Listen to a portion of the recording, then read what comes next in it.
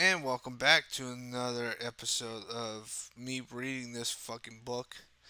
So we're gonna be reading Galaga and Lander Lunar. I forgot to research Lander Lunar, but whatever.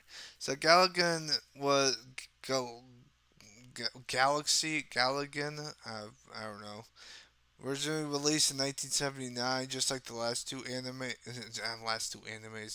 last two arcade games. Well, technically not, because Adventure was not an arcade game. But we're gonna be reading this. So Galagan was the first released by Namco. Oh, really? I didn't know that. I know who Namco is. I've heard it before. They're the ones who made the Budokai Tenkaichi series, I believe, or was it the Budokai series? I don't know, but I know that they're the ones who made the Dragon Ball fighting games. A former merry go around, what's it called? Main functioner whose latest hits perhaps you've heard of, Pac-Man. Oh, really? They made Pac-Man? I didn't know that. Would leave this debut in the dust to the modern gamer. Galagan looks like an evolutionary, where are we? Like in an evolutionary step that's best forgotten. The missing link between the groundbreaking but rigid Space Invaders and Galagan's own successor, Galaga. Oh, I know Galaga. I've never played this one though. So this one's a completely different one because I have played Galaga. I've never played Galaganson. On release, Ga- Galaxian. I don't even know if I'm saying it right. Was revolutionary, boosting a full color display and replacing the clumsy aliens of Space Invaders with sharp wings, sinister yet vividly colored ships. Okay. The flagship's enemy type became a minor icon and a bonus item in both Pac-Man and Dig Dug. I've heard of I played Dig Dug before too. I've never played this one though. I have played Galaga, Pac-Man, and Dig Dug. Another significant advancement was the movement of the enemy's attack. The robotic to-and-form motion of Space Invaders, enhanced by squadrons of fighters, unexpected peeling out of formation, dive bomb your positions. Namco's game even had a theme tune. Clearly, it represents a step forward. Never heard of it. I should have the music playing, but I don't know if it's copyright or whatever. Something certain arcade operation organized recognized by making one game of Galaxy coin cost twice as much as what players expected to pay. That's just cheap, man. You get to pay more, but it doesn't step far enough. You're still limited to just one shot at a time, and with so much happening on the screen, that limit feels unnatural. You have to plan every shot and watch every attack, even as kamikaze line up for shot and watch every attack. I know what kamikaze means. Kamikaze line up for a crack at you. I know what kamikaze means. It means that you're killing yourself by blowing up, by taking out as many people as you can when you blow yourself up or kill yourself. I know that for that word. Okay, and even the dive bombing mechanics feels limited next to the complex and graceful patterns that would emerge in Galaga. Okay, the sequel endures as one of the most highly regarded classics, golden age of video gaming. Yeah, it's not the golden age. We're still in 1970, you stupid fucks. but Galaxian is still worth a credit or two, even if you're not a history buff. With its appealing visuals and well-bound balanced gameplay, Galaxians delivers a well-executed shooter game that, in truth, only be faltered for what it makes maker hadn't yet invented. Okay, so I've never played this version. I have played Galaga before. This version I've never played. I think this one's the first one because it did say that Galaga is a sequel to this game. So we might see Galaga later on in these fucking pages, but whatever. So Lunar Lander, never heard of it, never played it. Cold and actual, it's an arcade, it's a flight simulator, okay, and it's released on 1979, just like Galaxian.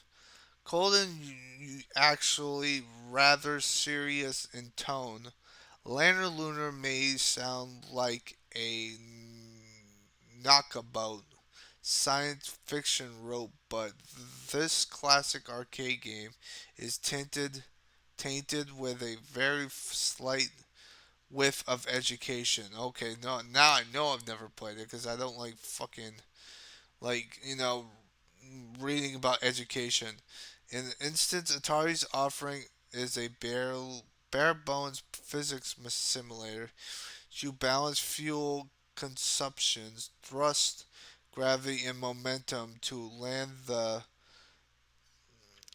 Turbo spacecraft on a brightly obstructed moon, frantically recalculating your strategy in the flight.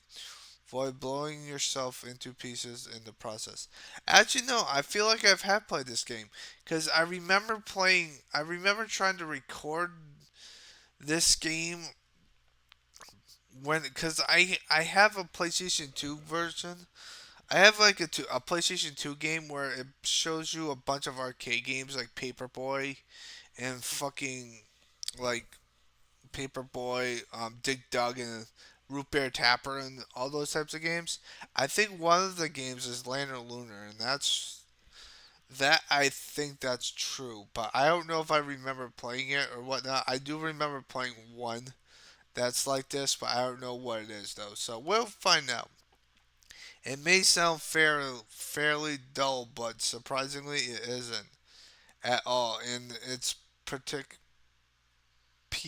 similar mixture of obstructions and precisions. Lana Lunar actually feels real in a way almost none of its competitions ever have.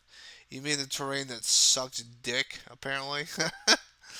Other space games may offer flashy nebulae, swift.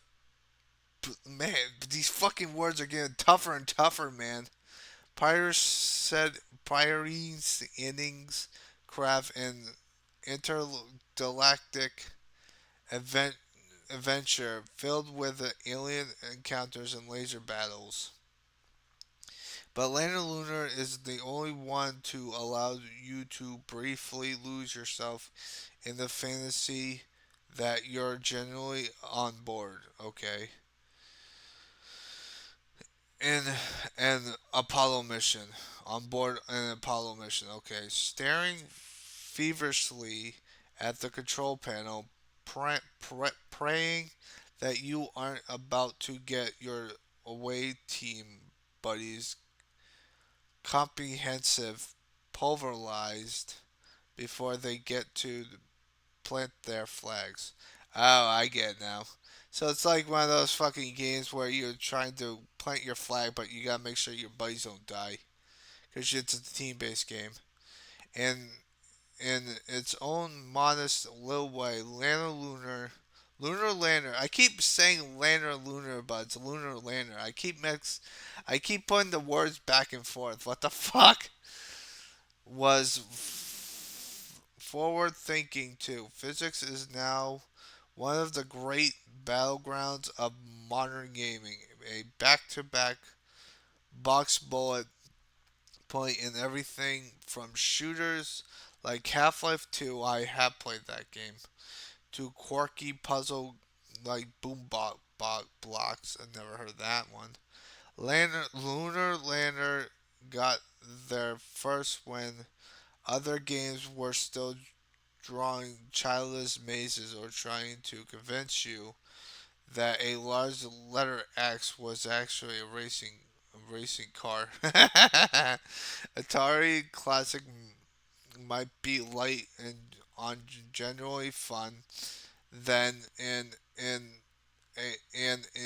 and a title that appeals to the modern bookish solitary manner of children, but it's also an early indicator of a potential scope and quirks of games that the industry is only now reaching to embrace. Okay, so I've never played any of these. I don't remember. I feel like I played Lunar Lander, and I keep saying it wrong. Apparently, I've played Galaga, but I've never played Galaxian. I don't know if Galaxian is a game that I've never played before because it was made in 1979. So I do apologize. So what's the next two games that we're gonna be talking about? Oh, we're going to the 1980s. So we're gonna go back in the day. Okay, so Battlezone and Defender. Oh my God. Okay, so